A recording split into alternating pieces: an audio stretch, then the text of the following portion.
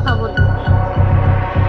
আমি ওই টিকিট দিতে আমাকে দেওয়া হ্যাঁ দেখছি হ্যাঁ ঠিক আছে। টিকিট তো বেশি বেশি করে আচ্ছা আমি বাকি করো 1 মিনিট আমার কথা বলা দেন, 1 মিনিট আমার কথা বলা দেন। আমি তার সাথে একটা কথা শেয়ার করে পরবর্তীতে আমি করতেছি। এই ওয়াহিদ থেকে এই তো বড় লেটার এই গ্যাংয়ের সিমাইটা আছে।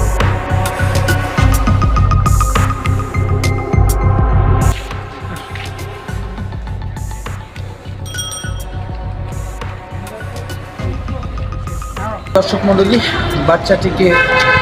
এই বাচ্চাটিকে নিয়ে এই মহিলা 5 দিন দৌড়াচ্ছে। তার হাজবেন্ডকে কিডন্যাপ করা হয়েছে। তার হাজবেন্ডের নাম তাহের এবং যে কিডন্যাপকারীর সদস্য ছিল ওয়াহিদ।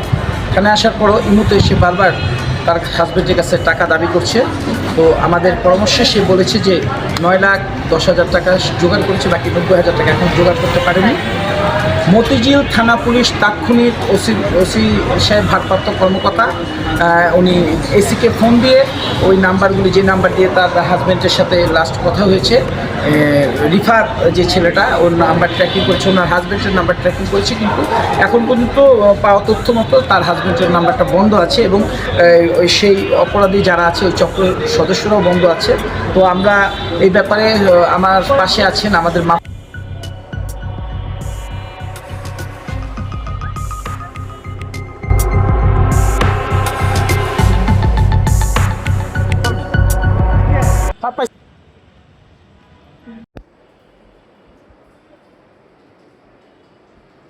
অপরাধ বিচিত্রা, আপনারা জানেন অপরাধী সে যেই হোক, যত শক্তিশালী হোক, অপরাধ বিচিত্রা অপরাধীদের ব্যাপারে যদি কোনো তথ্য থাকে অবশ্যই তাদেরকে আমরা আইনের আওতায় আনার চেষ্টা করি। এই তাহের মিয়ার নাটক অবসান হয়েছে একটি ভয়ঙ্কর ঘটনার মধ্যে দিয়ে।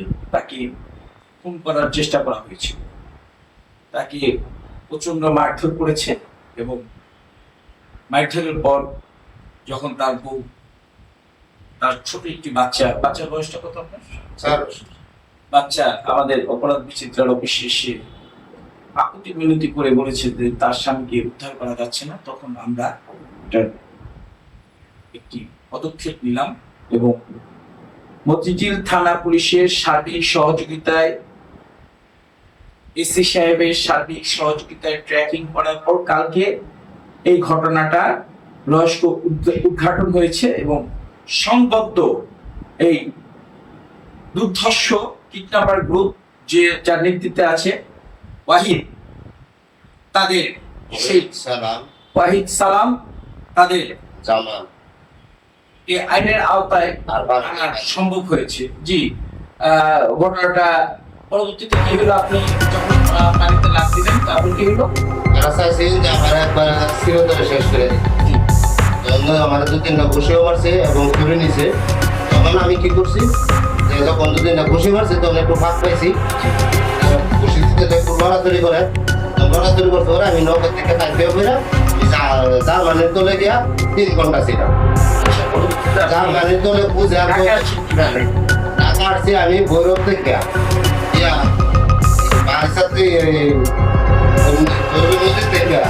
নদীতে সাঁতরাইয়া প্রায় 3-3.5 ঘন্টা আমি সাঁতরাইছি। শুধু নদী সাঁতরাইয়া ঝাড় জঙ্গল ভাঙ্গা পরে ভৈরবে ব্রিজের তলে উপর দিয়ে উঠে তো আমার ফাইনা ভাই দিলি ব্রিজের তলে দেখিয়া পরে ইটের বালুর আছে গাদি আছে এগুলির সাইড দিয়ে ঘুরা গাইয়া পরে জঙ্গল দিয়া এই রাত্রের মাঝে সাপে খাইবো না বিচ্ছু খাইবো, আমার কোনো মরণের বই নাই। ঢাকা আসলেন পরে? হ্যাঁ, পরে আপনি কি জানতে পারছেন যে আপনার বিরুদ্ধে যে আপনাকে উদ্ধার করার জন্য যে ঢাকা থেকে একটা মতিঝিল থানায় একটা চৌকস টিম গিয়েছিল? না, জানছেন না, এটা আমি জানতে পারছি না। আমি শুনছি আমার এসআই সাহেব বলছিল যে আমি এসআই সাহেবের নামটা দেখি বলছিল আনিসুর রহমান।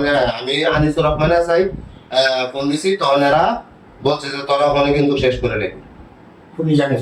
হ্যাঁ, তুই তোর বউ পুলিশের কাছে গেছে কেন?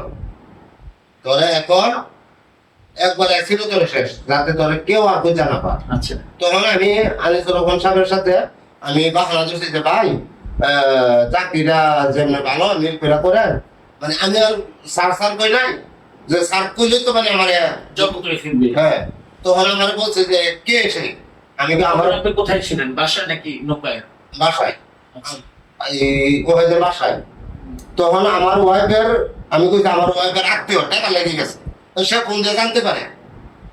আচ্ছা ঠিক আছে। দর্শক মন্ডলী, এই ঘটনায় চোখ রাখুন, আমরা বিস্তারিত নিয়ে আসছি আপনাদের কাছে। ঘটনার আড়ালে কি আছে বা ঘটনার সাথে কে সম্পৃক্ত, কে দোষী, সেটাই রহস্য উদ্ঘাটন হবে। মোহাম্মদ ইদামিনা কলো, অপরাধ বিচিত্রা।